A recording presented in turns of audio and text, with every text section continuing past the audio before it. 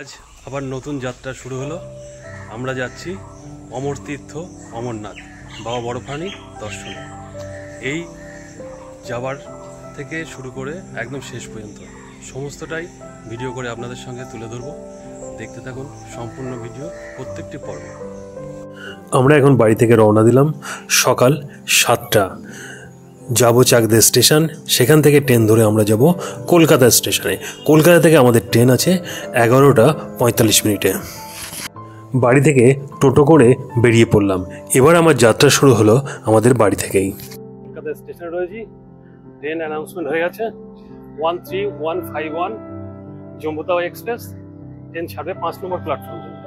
আমরা প্ল্যাটফর্ম দিকে এগিয়ে চলছি, যাই দেখে ট্রেনে উঠেই বসে থাকি। ট্রেন ছাড়বে 11:45 মিনিট।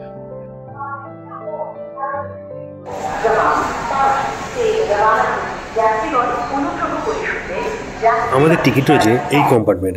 এটি S2 এর সিট নম্বর 74, 75 এবং 76। এবার আমরা ট্রেনে উঠে দেখি। চলুন ভেতর দিকে যাওয়া যাক। এই যে এইখানটা রয়েছে আমাদের সিট, লোয়ার বার্থ, মিডিল এবং আপার। গোপাল আর খুড়ো ব্যাগপত্র নিয়ে উঠে এলো। ছেড়ে দিল নির্দিষ্ট সময়, একদম 12:45-এ। 11:45 ট্রেন।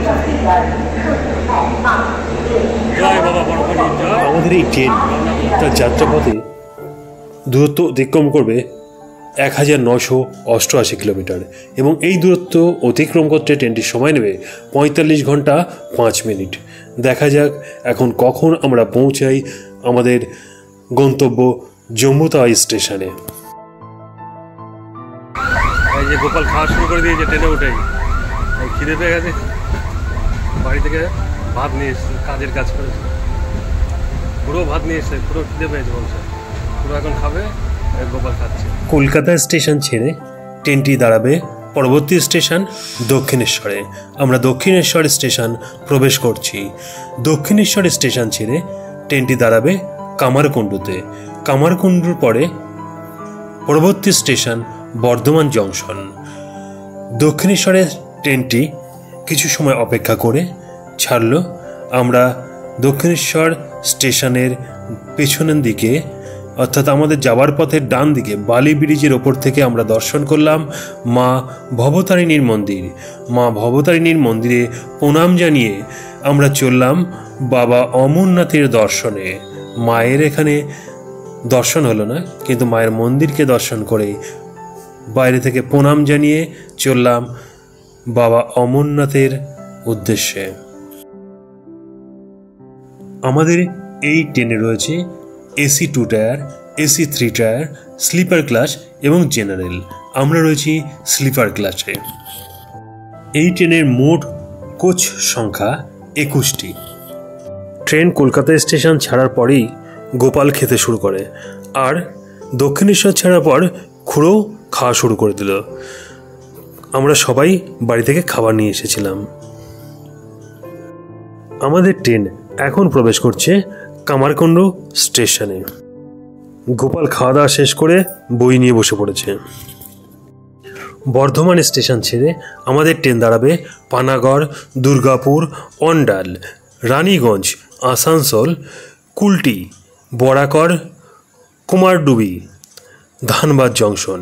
এছাড়াও আমাদের যাত্রাপথে উল্লেখযোগ্য স্টেশনগুলির মধ্যে রয়েছে গয়া, কাশী, বারাণসী, অযোধ্যা ধাম, লখনৌ, লুধিয়ানা, জলন্ধর, পাঠানকোট, এই সমস্ত স্টেশন। কলকাতা থেকে জম্মুতাওয়া পর্যন্ত মধ্যবর্তী 79টি স্টেশনে আমাদের এই ট্রেন দাঁড়াবে। আমরা এখন পানাগড় স্টেশন অতিক্রম করছি। বৃষ্টি শুরু হয়ে গেছে। দুর্গাপুর স্টেশন ছাড়লো, এখন রয়েছে দুর্গাপুরে 2:20। আমাদের ট্রেন দুর্গাপুর স্টেশন অতিক্রম করছে। এর পরবর্তী স্টেশন অন্ডাল জংশন। আমাদের ট্রেন পরবর্তী স্টেশন অন্ডালে দাঁড়াবে।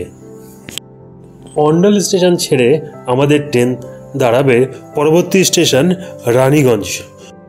এই রানীগঞ্জ একটি ঐতিহাসিক শহর যা পশ্চিমবঙ্গের পশ্চিম বর্ধমান জেলায় অবস্থিত। এর প্রধান পরিচিত হল ভারতের প্রাচীনতম কয়লার খনি অঞ্চল হিসাবে।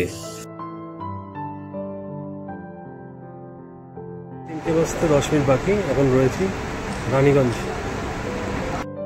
1774 সালে ইস্ট ইন্ডিয়া কোম্পানি এখানে প্রথম কয়লার সন্ধান পায় এবং তারপর থেকেই রানীগঞ্জ কয়লার খনির জন্য পরিচিতি লাভ করে।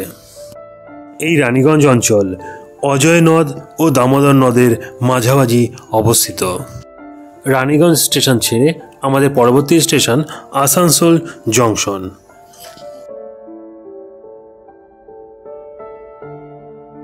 আমাদের ট্রেন এখন আসানসোল স্টেশনে প্রবেশ করছে। এই স্টেশনে আমাদের ট্রেন দাঁড়াবে 5 মিনিট। এই স্টেশন ছেড়ে আমাদের ট্রেন পরবর্তী স্টেশন দাঁড়াবে কুলটি, বরাকর এবং কুমারডুমি।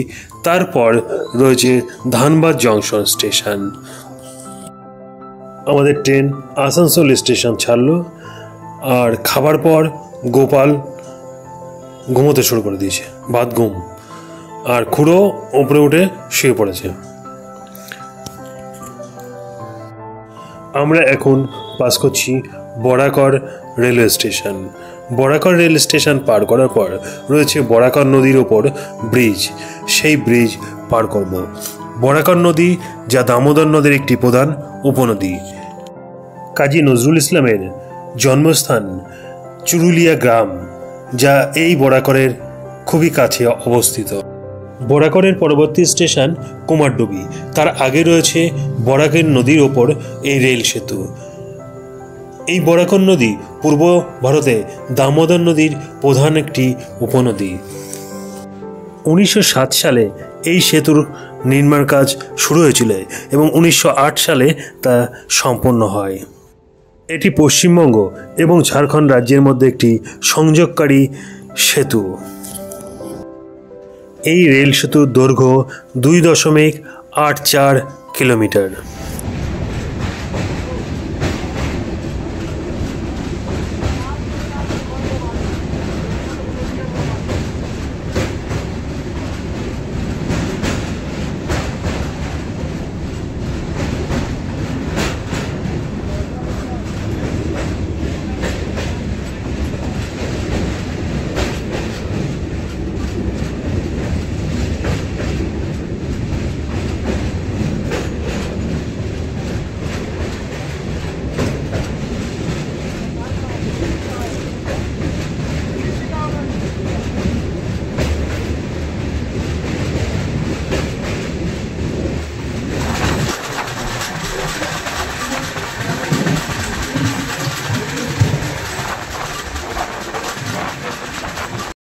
ট্রেন কুমারডুবি স্টেশন ছাড়লো এবং পরবর্তী স্টেশন দাঁড়াবে ধানবাদ।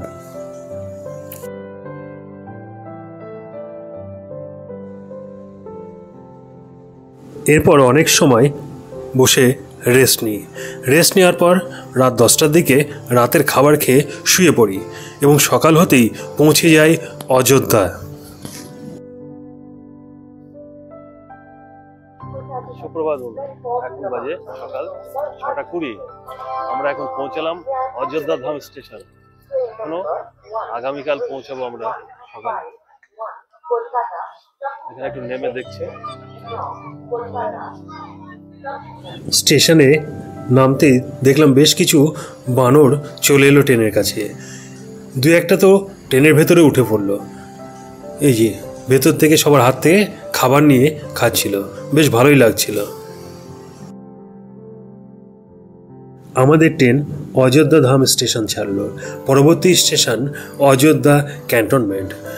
অযোধ্যা স্টেশন ছাড়তেই মনটা কেমন করছিল, কারণ এখন পর্যন্ত রাম মন্দির দেখতে আসা হয়নি। ভবিষ্যতে আসার পরিকল্পনা রয়েছে, তাই অযোধ্যা ধাম স্টেশন দেখতে দেখতে এগিয়ে চলল আমাদের ট্রেন সামনের দিকে। আজ আমাদের ট্রেন যাত্রার দ্বিতীয় দিন। ট্রেন প্রায় 11:15টার সময় পৌঁছালো লখনৌ স্টেশন। লখনৌ স্টেশনে ট্রেনটি প্রায় 10 মিনিট দাঁড়াবে। লখনৌ স্টেশন আসতেই আমরা ট্রেন থেকে নামলাম। যেহেতু ট্রেন প্রায় 10 মিনিট এখানে দাঁড়াবে। স্টেশনটা ঘুরে দেখলাম আর স্টেশন থেকে কিছু খাবার কিনে নিলাম। খুঁড়ো গেল কলা কিনতে, লখনৌ স্টেশন থেকে কলাও কেনা হলো। লখনৌ স্টেশন ছাড়তে কিছুক্ষণ বাদে আমাদের দুপুরের খাবার চলে এলো।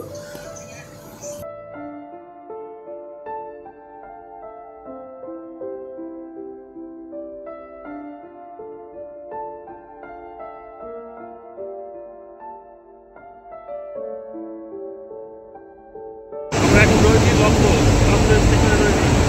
এখন বাজে 11:30, ট্রেন ছাড়বে 11:50-এ। রয়েছি লখনৌ স্টেশনে। লখনৌ স্টেশন থেকে এখানে ট্রেন প্রায় 20 মিনিট দাঁড়াবে, তারপরে ট্রেন ছাড়বে। অনেক আগে ট্রেন ঢুকে গেছে স্টেশনে। খুড়ো আর গোপাল বসে গেল খাবার খেতে। আমাদের দুপুরের খাবার ছিল ভাত, 2টো রুটি, ডাল, একটা সবজি, আর এখানে ছিল কপির তরকারি আর একটু চাটনি। এই হচ্ছে দুপুরের খাবার। দাম নিল 150 টাকা। আমার এই অমরনাথ যাত্রার ভিডিওর পরবর্তী পর্বগুলি দেখতে একদম ভুলবেন না। ভিডিওগুলি ভালো লাগলে লাইক, কমেন্ট, শেয়ার অবশ্যই করবেন। আর চ্যানেলে নতুন হয়ে থাকলে সাবস্ক্রাইব করতে ভুলবেন না।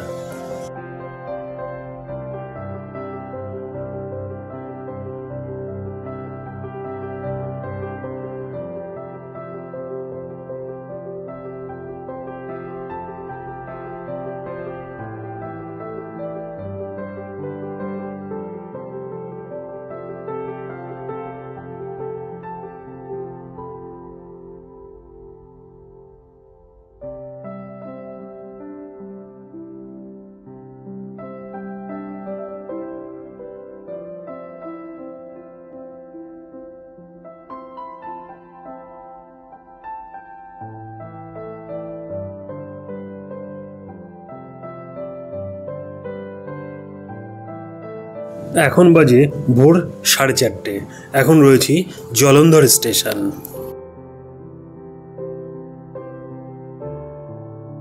এখন বাজে ভোর 4:50। এখন আমরা পৌঁছলাম জলন্ধর স্টেশন, পাঞ্জাবে। আমাদের ট্রেন অতিক্রম করলো 1774 কিলোমিটার পর। এখন পর্যন্ত আমরা যে কটা রাজ্যের উপর দিয়ে এসেছি সেগুলো পশ্চিমবঙ্গ, বিহার, উত্তরপ্রদেশ, দিল্লি, হরিয়ানা। এখন আমরা পৌঁছেছি পাঞ্জাবে। এরপর আমরা প্রবেশ করব জম্মু কাশ্মীর।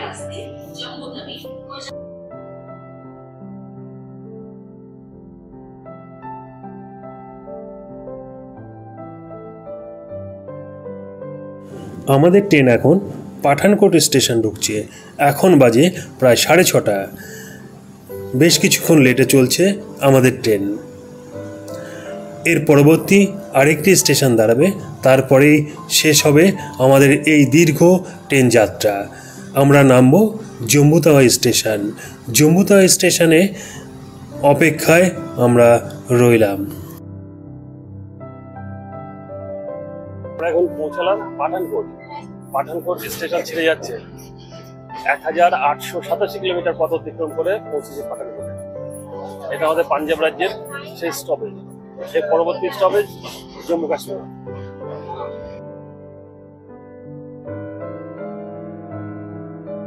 আমাদের দীর্ঘ প্রতীক্ষার অবসান ঘটতে চলেছে। এখন আমাদের ট্রেন ঢুকছে জম্মু তাওয়াই স্টেশনে। জীবনের এই প্রথমবার এলাম এত দীর্ঘ সময় ট্রেন জার্নি করে। প্রায় 45 ঘন্টা ওপরে এই ট্রেন যাত্রা। ট্রেন প্রায় তার যে সময় লেট করছিল সেটা কভার করে ফেলেছে। সামান্য দেরিতে ট্রেন ঢুকছে জম্মু তাওয়াই স্টেশনে। স্টেশনে নেমে আমরা যাব আমাদের গন্তব্য। আমাদের সেই দীর্ঘ প্রতীক্ষার অবসান ঘটবে।